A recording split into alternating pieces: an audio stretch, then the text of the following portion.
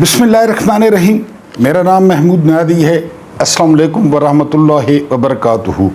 आज के दिन का दूसरा वीलॉग और कुछ ताज़ा तरीन खबरें, लेकिन सबसे पहले वही रिक्वेस्ट कि वीडियो को लाइक करें, और अगर आप मेरे ख़ानदान यानी यूट्यूब ख़ानदान में नए आए हैं तो चैनल को ज़रूर सब्सक्राइब करें और अपने दोस्तों तक भी पैगाम पहुंचाएं। सबसे पहली एक अच्छी खबर है, और वो खबर ये है कि पेशावर हाई कोर्ट ने उन लोगों की दरख्वास्त जिनको मिलिट्री कोर्ट्स ने सज़ा दी थी वो समाअत के लिए मंजूर कर ली है, क्योंकि सुप्रीम कोर्ट ने फैसले में लिखा था कि किसी भी आइनी फोरम पर इनको चैलेंज किया जा सकता है। तो बहरहाल आज वो जो मिलिट्री कोर्ट्स वाले कैदी थे उन्होंने पेशावर हाई कोर्ट में इसको चैलेंज किया, और पेशावर हाई कोर्ट ने उसको समाअत के लिए मंजूर कर लिया। ये बहुत बड़ा ब्रेक थ्रू है, क्योंकि अमूमन जो मिलिट्री कोर्ट्स होती हैं इनकी सज़ाओं को चैलेंज वो नहीं किया जा सकता, लेकिन अब इन्होंने चैलेंज कर दिया है।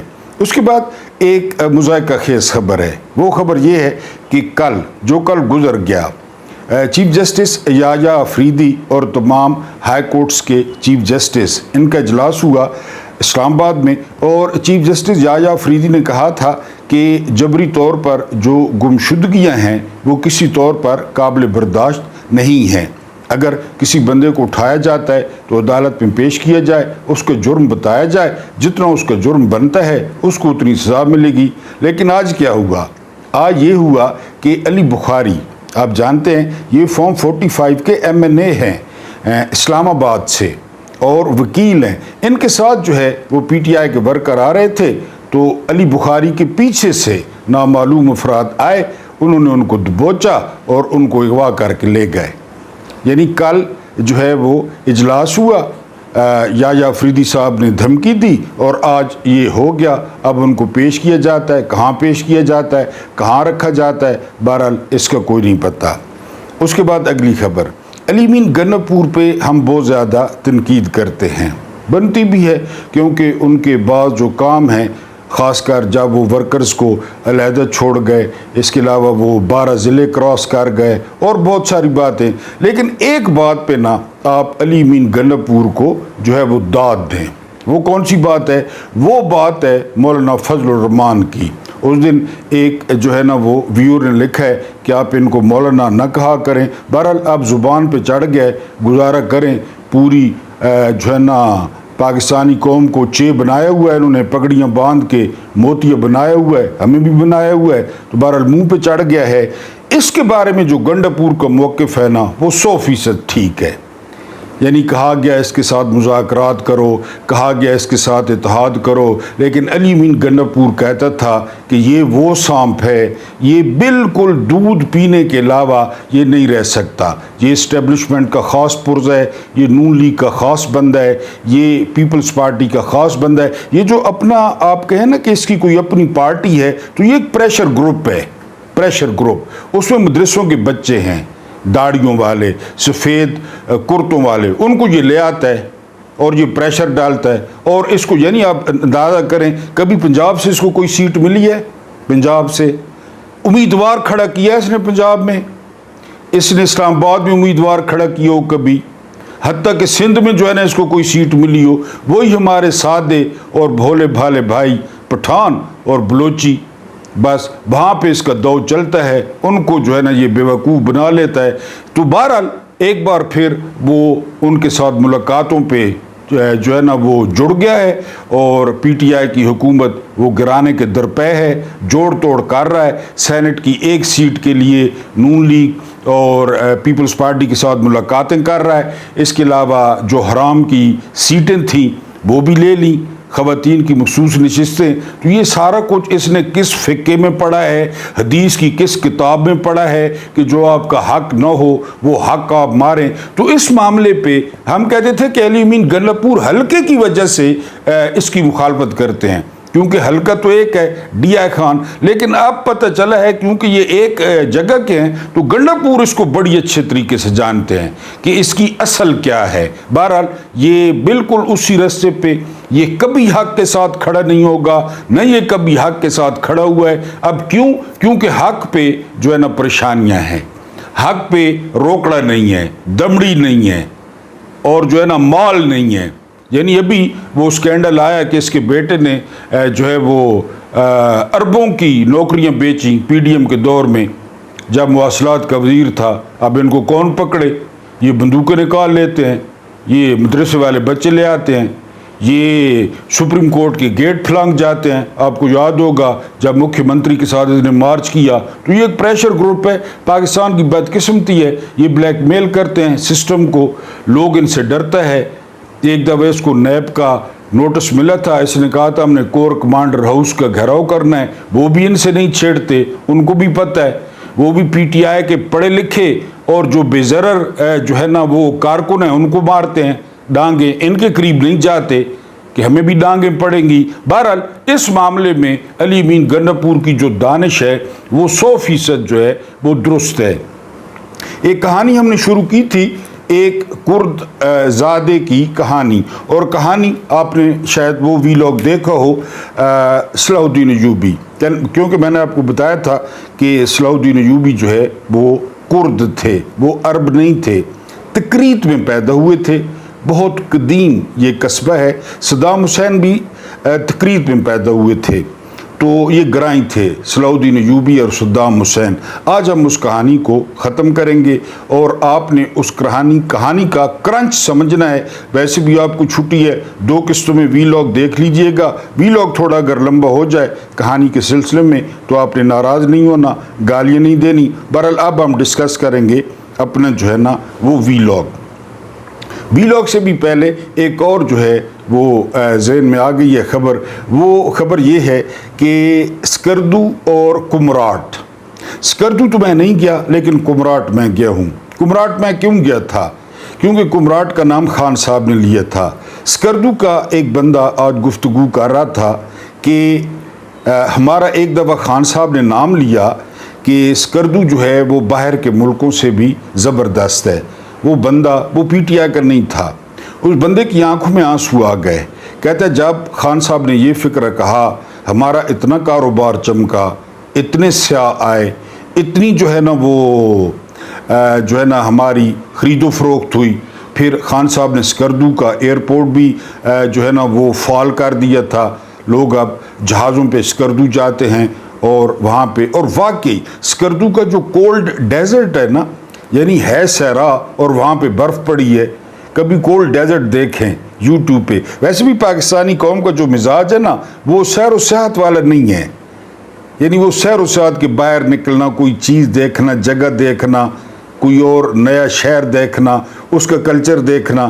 تو جو ہے نا وہ مثلا میں آپ کو اپنا ایک تجربہ بتاتا ہوں. یعنی جولائی اور اگست میں کیسی گرمی ہوتی ہے، ٹھیک ہے. اگست میں ہم نتھیہ گلی گئے، اگست میں. اب یقین کریں کہ عصر کی نماز کے وقت نا تو لوٹے لا رہے تھے بزرگ گھروں سے پانی کے. میں بڑا حیران ہوا، مسجد میں ٹھیک ٹھاک پانی تھا سارا کچھ. تو میں نے وہ پوچھ لیا ایک بزرگ سے، میں نے کہا بابا جی آپ یہ گھروں سے کیوں لا رہے ہیں لوٹے؟ پانی تو مسجد میں بہترین پانی ہے سارا کچھ. تو مجھے وہ مسکرا کے کہتا ہے کہ پتر تو اجے جوان ہے، یہ ہم گھر سے گرم کر کے لا رہے ہیں. آپ ذرا پنجابی تصور کریں، لاہور والے تصور کریں، بکھر والے تصور کریں. اگست میں وہ گھر سے گرم لوٹے لا رہے تھے وضو کے لیے پانی کے. یہ نتھیہ گلی ہے، ابھی چلے جائیں آپ نتھیہ گلی. اور سکردو تو پھر سکردو تو چھوڑ دینا. میں نے آپ کو بتایا کہ ابھی وہاں کولڈ ڈیزرٹ ہے، صحرا برف سے بھرا ہوا ہے، صحرا وہاں برف پڑی ہے. تو بہرحال میں بات آپ کو یہ بتا رہا تھا کہ یہ 2 علاقے، میں کمراٹ گیا ہوں. یعنی میں اب آپ کو کیا بتاؤں کہ کمراٹ کیسا ہے اور کتنا خوبصورت ہے. یہ 2 جگہوں کی تقدیریں بدل دی خان نے، ایک سکردو کی، ایک کمراٹ کی. وہ لوگ خود کہتے ہیں کہ ہمارا خان صاحب نے نام لیا ٹی وی پہ اور موجیں ہو گئی، زمین کے ریٹ بڑھ گئے. ایسا بندہ جیل میں پڑا ہے جس کا مل پڑتا ہے، باتوں کا مل پڑتا ہے، جس کے فکروں کا مل پڑتا ہے، وہ جیل میں ہے. بہرحال کبھی نتھیہ گلی جائیں، کبھی سکردو جائیں اور کبھی کمراٹ جائیں. پہلے آپ دیر جائیں گے، دیر کے بعد آپ کمراٹ جائیں گے. کمراٹ سے پہلے شرنگل آئے گا، شرنگل سے آپ نے قدیم چیزیں خریدنی ہوں، آپ نے لکڑی کے برتن خریدنے ہوں، خاص کر لکڑی کے، لطف آ جائے گا آپ کو۔ یعنی آپ نے ایک کباب کھا لیا نا، جسے جو ہے نا وہ چپل کباب کہتے ہیں، آپ کا وہ پورے دن کا شرنگل کا ایک کباب آپ نے کھا لیا تو پھر وہ جو پورا دن ہوگا، پورا دن وہ پھر آپ کوئی چیز نہیں کھائیں گے۔ ایک کباب یعنی ایک بندے پہ کافی ہوگا، شرنگل، اور وہ کباب ایسا ہوتا ہے۔ تو بات کرنے کا مطلب یہ ہے کہ ان دو علاقوں کی تقدیریں بدل دی خان نے نام لے کر۔ بہرحال خان کا جو ہے نا وہ کیا مقابلہ ہے، پی ٹی آئی نے بڑا دلیرانہ فیصلہ کیا، بڑا جارحانہ فیصلہ کیا۔ اس سے پہلے والے ویلاگ میں نے آپ کو بتایا کہ وہ کے پی کے ہاؤس اسلام آباد میں اکٹھے ہوئے، جمع ہوئے، اور یہاں سے تقریباً 500 سے 1000 کے درمیان گاڑی لے کر وہ لاہور کی طرف روانہ ہوئے، اور یہ بڑا زبردست فیصلہ تھا، بڑا ماسٹر سٹروک تھا، کیونکہ موٹر وے پہ آپ دیکھتے ہیں نا، موٹر وے پہ سفر تو آسان ہے لیکن ویرانی ہے، کوئی نہیں ہوتا، اور جی ٹی روڈ پہ انہوں نے تقریباً جو ہے نا وہ 15-16 شہر ٹچ کر لیے، لوگ آئے، ان پہ گل پاشی کی گئی، پھر وہ لاہور پہنچے، لاہور بڑے لوگ اکٹھے ہوئے۔ اب آج اجلاس ہوگا لاہور میں، وہاں پہ وہ احتجاجی تحریک کا اعلان کریں گے۔ تو بہرحال جو اعمال کا دار و مدار ہے وہ نیتوں پہ ہے۔ اب قیادت کی نیت کیا ہے، قیادت اس تحریک کو لے کر کیسے چلتی ہے اور کیسے مومنٹم بناتی ہے۔ بہرحال عالیہ حمزہ ہو گئیں، صنم جاوید ہو گئیں، ختیجہ شاہ ہو گئیں، آج ان کا قافلہ پہنچا۔ بہرحال انہوں نے ماحول بنا دیا۔ رستے پہ جو ہے نا وہ بہت زیادہ پولیس تھی، لیکن پولیس نے کوئی خاص مزاحمت کا مظاہرہ نہیں کیا، اچھا کیا ہے، بھائی چارے کا پیغام گیا ہے۔ کے پی کے لوگ جو ہے وہ ارکان اسمبلی تھے، وہ منسٹر تھے اور اسپیکر اسمبلی تھے، وزیر اعلیٰ تھے، بڑا اچھا پیغام ہے۔ کوئی پنجاب کوئی اور ویزا تو نہیں لینا پڑتا نا پنجاب کے لیے، تو بڑا اچھا ہے۔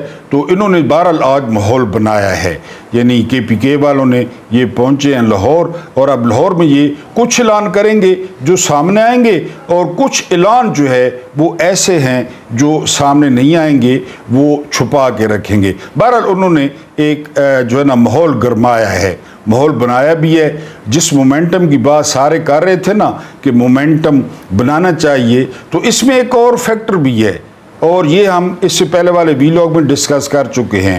وہ فیکٹر ہے ڈونلڈ ٹرمپ کا، کہ جو رائن گرم کی خبر ہے جو ہے نا ڈراپ سائٹ کی، کہ کہا ہے ڈونلڈ ٹرمپ نے کہا ہے کہ ہمیں ووٹ ملے عمران کے نام پہ، بہت زیادہ ووٹ ملے ہیں، بہت زیادہ فنڈنگ ہوئی ہے ہمیں عمران کے نام پہ، لوگوں نے سپورٹ کیا ہے۔ میں نے آپ کو پہلے بتایا تھا کہ امریکہ میں جو مسلمان ہیں نا، پاکستانی مسلمان یا پاکستانی ہیں، وہ عموماً ڈیموکریٹس کو ووٹ دیتے ہیں، ڈیموکریٹس کو، لیکن اس دفعہ اتنی ہائپ کریٹ کی جو پارٹی تھی ریپبلکن اور ڈونلڈ ٹرمپ نے، کہ وہ عمران خان کی ہیلپ کریں گے۔ ہیلپ مین کہ وہ جو ہے نا وہ مداخلت تو نہیں کریں گے، نہ مداخلت کے حامی ہیں، کہ وہ پاکستانی حکومت کو کہیں گے کہ وہ جمہوریت کو ریسٹور کریں، وہ انسانی حقوق کو ریسٹور کریں، وہ آزادی جو رائے ہے اس کو ریسٹور کریں، بس اتنا کچھ کرنا ہے، اور نہیں کہ آ کے اڈیالہ کا تالا کھولنا ہے۔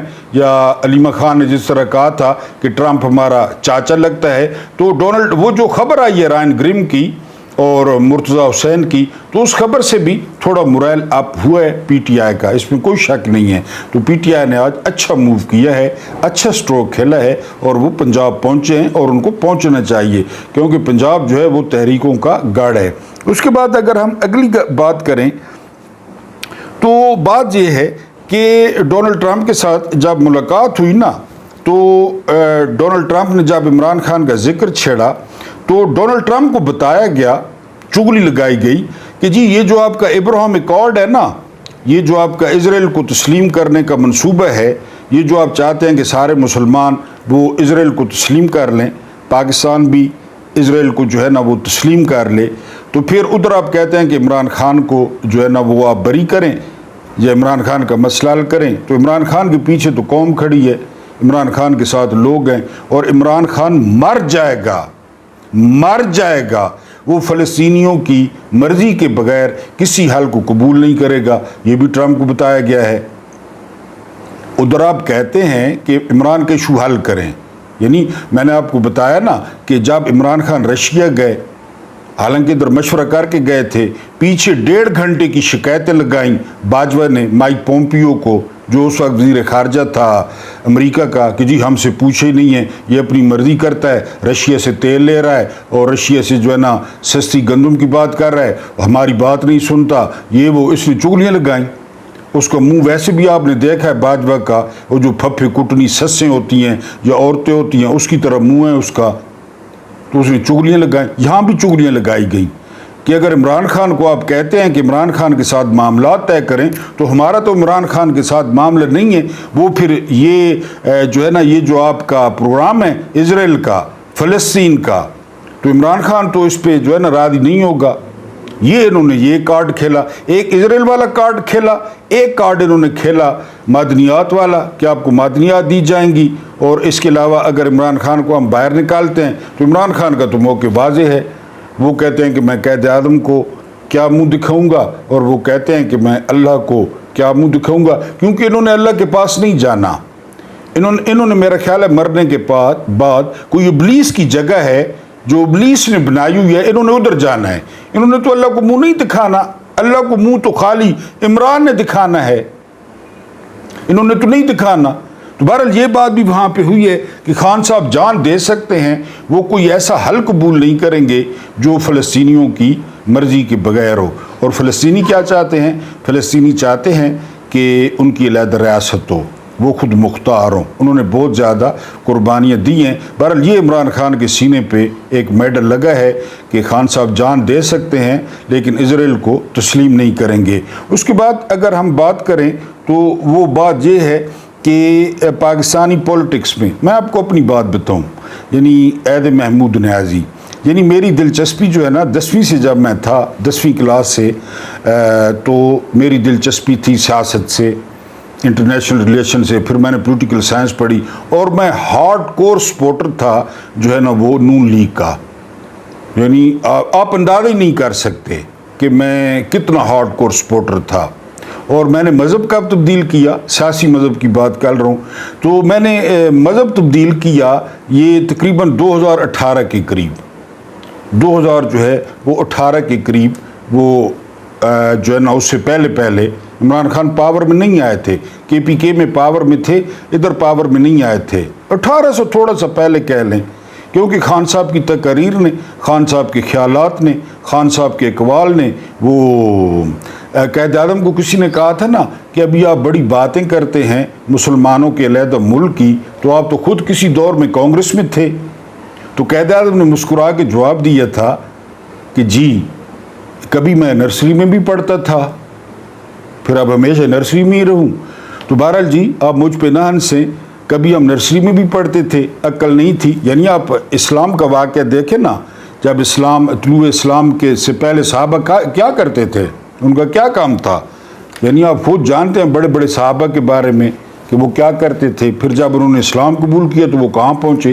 اسی طرح بہرحال میں یعنی عمران خان نے جو ہے نا وہ جینا سکھایا، سر اٹھا کے، سینہ چوڑا کر کے، فخر سے نہیں، غرور سے نہیں کہ ہم کسی کے غلام نہیں ہیں۔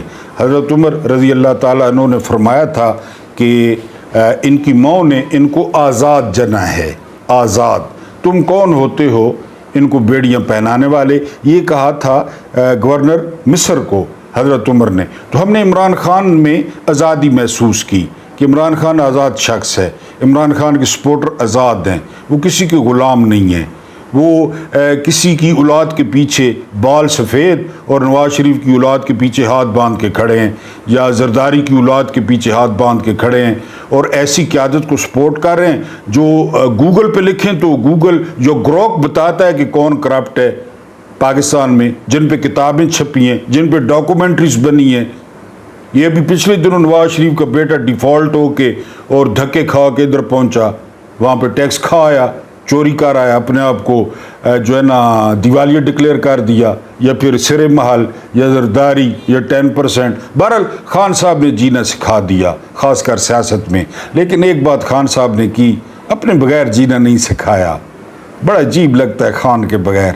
آپ کو پتہ ہے نا کہ خان صاحب جب وزیر اعظم تھے تو ایک دن میں 4 دفعہ ٹی وی پہ آتے تھے، 5 دفعہ ٹی وی پہ آتے تھے، 6 دفعہ ٹی وی پہ آتے تھے، خطاب کرتے تھے، علاقوں میں جاتے تھے، کسانوں سے ملتے تھے، لوگوں سے ملتے تھے، کیونکہ ان کی کل کائنات یہی تھی، پاکستان تھی، پاکستان کے عوام تھے۔ اب جی لنگر خانہ، اب جی پناہ گاہ، اب جی ہسپتال، لیکن ان کو ان سب ڈاکوؤں نے، چوروں نے، لٹیروں نے، کرپٹوں نے، یہ جرنیل، نون لیگ، پیپلز پارٹی، میں نے آپ کو بتایا کہ جرنیلوں کی جو پہلی محبت ہے نا، پہلی محبت مجھے میرا خیال ہے ہوئی تھی پہلی محبت، اب میں سن نہیں بتا سکتا لیکن مجھے یاد ہے اچھی طرح، مجھے یاد ہے۔ تو جو ہے نا وہ جرنیلوں کی جو پہلی محبت ہے نا وہ نون لیگ ہے، اور پہلی بیگم بھی نون لیگ ہے، میں سیاسی پارٹی کی بات کر رہا ہوں۔ جرنیلوں کی جو دوسری محبت ہے وہ ہے پیپلز پارٹی، جو میں نے دوسری محبت کی وہ مجھے بھی یاد ہے۔ تو جرنیلوں کی دوسری محبت ہے پیپلز پارٹی، اور دوسری بیگم ہے پیپلز پارٹی، وہاں پہ تیسری جو ہے نا کوئی گنجائش نہیں ہے۔ تو خان صاحب جب آئے اتنا پروپیگنڈا کیا گیا، جی آر ٹی ایس بٹھایا گیا، میں قسماً کہتا ہوں کہ آر ٹی ایس بٹھا کے عمران خان کی سیٹیں کم کی گئی کہ یہ اگر پورے اختیار میں آ گئے تو یہ تو بانچ آڑ دے دی ساکو، ساریاں جرنیلیاں کاٹ کوٹ کے ہرے وار ایسی ہے، اگر یہ پورے اختیار کے ساتھ آ گیا تو۔ بہرحال خان صاحب نے جینا تو سکھایا، کوئی شک نہیں ہے، کوئی شک نہیں ہے۔ ایک شعر آپ کی نظر ہے احمد فراز کا، اور خان صاحب کو ڈیڈیکیٹ کرنا ہے۔ یہی کہا تھا کہ میری آنکھ دیکھ سکتی ہے، یہی کہا تھا کہ میری آنکھ دیکھ سکتی ہے، تو ٹوٹ پڑا مجھ پہ سارا شہر نابینا۔ خان صاحب کا مسئلہ یہ ہے، خان صاحب کہتے ہیں میں دیکھ سکتا ہوں، سارا نابینا ملک ان پہ ٹوٹ پڑا۔ بہرحال انہوں نے اپنے بغیر جینا نہیں سکھایا، ان کے بغیر ویرانی ہے، ان کے بغیر اداسی ہے، نہ آواز سنی میرے پاکستانیوں، نہ چہرہ دیکھا۔ اب بہنوں نے کہا کہ وہ بیمار ہیں تو ویری ہرٹنگ، میرے لیے تو ذاتی طور پہ بہت زیادہ یعنی اداسی، پریشانی۔ تو بہرحال واللہ خیر الماکرین، ہم بہترین منصوبہ بناتے ہیں، تو بہرحال ہم بھی اسی پہ قائم ہیں۔ خان صاحب نے جینا سکھایا، لیکن اپنے بغیر جینا سکھا دیتے کہ میرے بغیر بھی کیسے خوش رہنا ہے۔ ایک جو ہے نا وہ کرد زادے کی، یہ آپ بہت انجوائے کریں گے، جہاں پہ میں نے چھوڑا تھا وہ ایک لائن میں دوبارہ پڑھ دیتا ہوں، اور پھر آپ نے ڈاٹ کنیکٹنگ کرنی ہے پاکستان کے ساتھ۔ جی ہماری آخری لائن یہ تھی کہ چنانچہ پریشانی کے اس عالم میں اس وقت کے پوپ آپ جانتے ہیں مسلمانوں کی ترقی کی وجوہات معلوم کرنے کے لیے اسٹڈی کرائی۔ اس نے 100 کے قریب اسکالرز مختلف اسلامی ممالک میں بھجوائے۔ یہ لوگ 3 سال تک ان علاقوں میں رہے اور انہوں نے واپسی پر اپنی رپورٹ پوپ کو جمع کرائی۔ پوپ کو اس تحقیقاتی رپورٹ سے معلوم ہوا مسلمانوں کے غلبے کی سب سے بڑی وجہ ان کا نظام عدل ہے۔ گل مک گئی۔ جی یہ لوگ نبی اکرم صلی اللہ علیہ وآلہ وسلم کی اس حدیث پر عمل کرتے ہیں جس میں آپ صلی اللہ علیہ وآلہ وسلم نے فرمایا تھا، اگر فاطمہ بنت محمد صلی اللہ علیہ وآلہ وسلم بھی چوری کرتی تو خدا کی قسم میں ان کا ہاتھ بھی کاٹ دیتا اور تم سے پہلے والی قومیں اس لیے برباد ہو گئیں کہ جب اعلیٰ طبقے کا کوئی شخص جرم کرتا ہے پاکستان تو اسے چھوڑ دیا جاتا ہے، اور جب یہ جرم کسی عام شہری سے سرزد ہو جاتا ہے تو اسے پوری سزا دی جاتی تھی۔ پہلی قومیں جس دن شہباز شریف پہ منی لانڈرنگ کی جو ہے نا وہ فرد جرم عائد ہونی تھی، اس دن باجوہ نے اس کو وزیر اعظم اور اس کا بیٹا ککڑی اس پہ فرد جرم عائد ہونی تھی، اس کو پنجاب کا وزیر اعلیٰ بنا دیا۔ جی اور جب یہ جرم کسی عام شہری سے سرزد ہو جاتا تھا تو اسے پوری سزا دی جاتی تھی۔ پوپ نے جب یہ مثال پڑھی تو اس نے سر ہلایا اور اعتراف کیا، بے شک ہم ہی وہ قوم ہیں جو بڑے بڑے جرائم پر بڑے لوگوں کو چھوڑ دیتے ہیں اور چھوٹے لوگوں کو ان کے چھوٹے چھوٹے جرموں پر پھانسی چڑھا دیتے ہیں۔ پاکستان میں کیا ہو رہا ہے؟ اور ہم اس وقت تک مسلمانوں کا مقابلہ نہیں کر سکیں گے جب تک ہم ان کا یہ نظام عدل ان سے نہیں چھینتے۔ اس دن کے بعد دنیا میں ایک دلچسپ तब्दीली आई। यूरोपी अक़वाम ने मुसलमानों का निज़ाम अदल ले लिया। उन्होंने कानून और अदालत के सामने बादशाह और अवाम दोनों को बराबर कर दिया, जबकि हमने यूरोपी अक़वाम का वो निज़ाम अपने ममालिक में नाफिज कर दिया जिसमें बालाई तबका, बड़ा तबका, ताकतवर तबका कानून से मुकम्मल तौर पर आज़ाद था और आम शहरी कानून का सबसे बड़ा शिकार था। चुनाचे ये नतीजा निकला, आज यूरोपीय अक़वाम वहाँ हैं जहाँ कभी हम होते थे और हम आज वहाँ हैं जहाँ कभी यूरोपीय अक़वाम ज़िल्लत व पसमानदगी और ख़राबी की ज़िंदगी गुजार रही थी।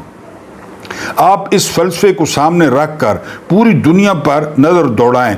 आपको इस वक्त दुनिया दो हिस्सों में तकसीम नज़र आएगी। वो मुल्क जिनमें कानून के सामने बादशाह और आम शहरी बराबर हैं, और वो मुल्क जिनमें ताकतवर तबके के लोग कानून से बालातर हैं जबकि आम शहरी इंसाफ के कटहरे में खड़े हैं। आप ये देखकर हैरान रह जाएंगे।